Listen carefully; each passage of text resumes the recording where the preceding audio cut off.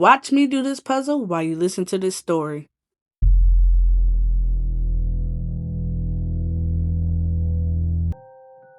The Curse of Black Oak Lake.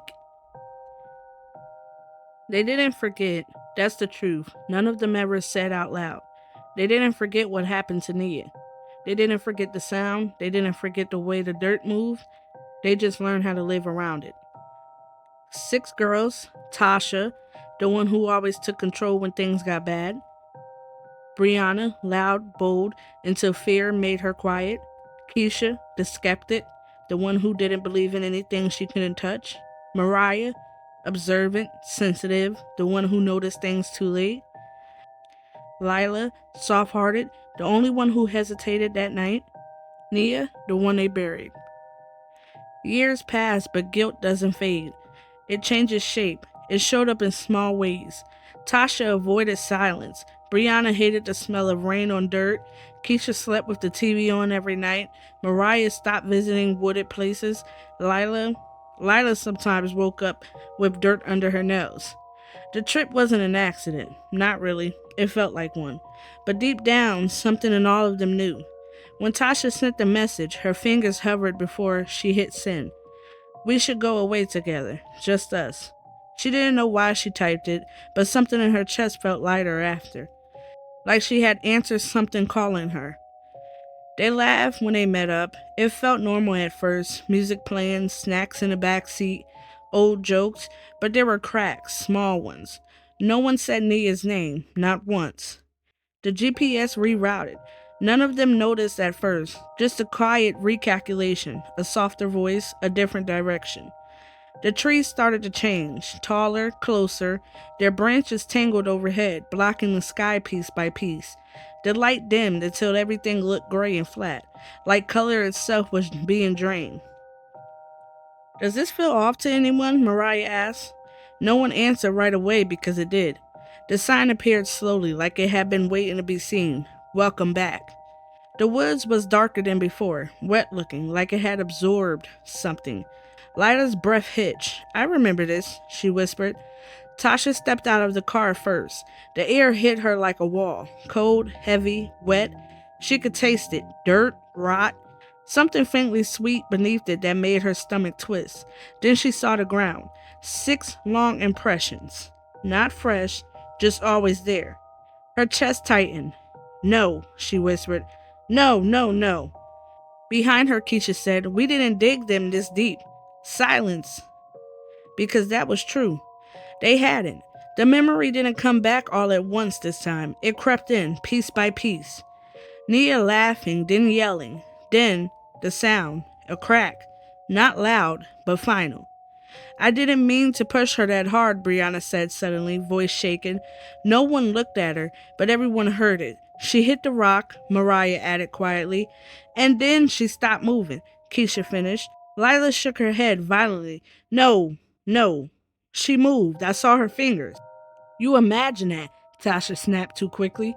But even she didn't believe it anymore, because they all remembered the sound, after, when the dirt was already covering her. A faint, desperate scratch. The present snapped back. The ground shifted, not violently, not suddenly, just settling, like something underneath adjusted itself. And then a hand broke through.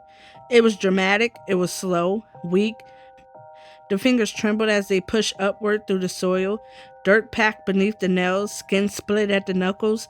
Lila screamed. Another hand, another grip, another body pulling itself out. 6 of them. Their copies. Tasha stared at her own face. It looked like it had been on the ground too long.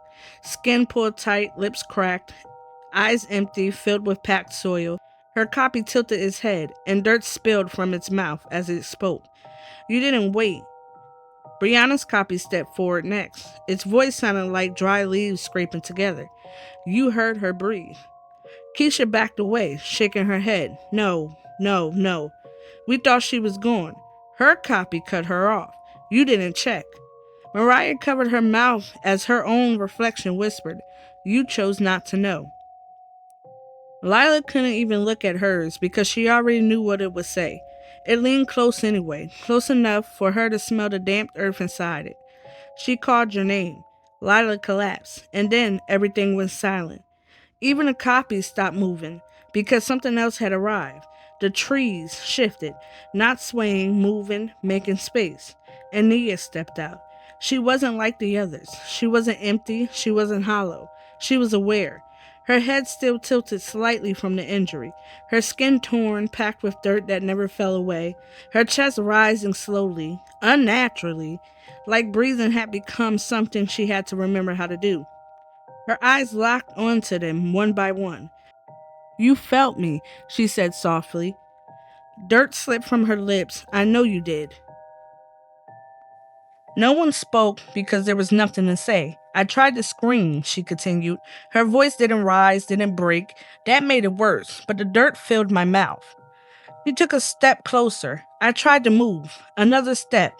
I could feel my heart. Closer. Slowing. Tasha started crying silently. I wasn't gone, Nia said. The copies moved at the same time, grabbing them, holding them, firm, unbreakable. Keisha struggled, Brianna begged, Mariah screamed until her voice broke. Lila just sobbed. Tasha whispered, I'm sorry. Nia stopped in front of her. For a moment, just a moment, her face softened. Then it didn't. You will be, she said. The ground opened, not wide, just enough. They were pulled down slowly. Dirt filled their mouths mid-scream. Their lungs burned as they tried to breathe. Their fingers clawed at the surface, but the soil closed over them like water. Heavy, wet, endless. The last thing Lila felt was movement next to her. Something shifted, not trying to escape, turning toward her. Even underground, they weren't alone. Above, the earth smoothed itself, perfect again, untouched. Nia stood still, listening. One by one, the sounds beneath the ground stopped. Then, very faintly, new ones began. Scratching, not panic, not frantic. Slow, learning. Nia turned and walked back into the trees. This time, 6 figures followed her. The road returned, empty, silent. The sign stood alone. Welcome back. Beneath their names, carved deeper than anything else. You heard me. And below that, something new, faint, fresh, uneven.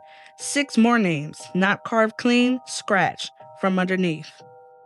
If you enjoyed this story, please be sure to share, like, comment, and subscribe. And until next time.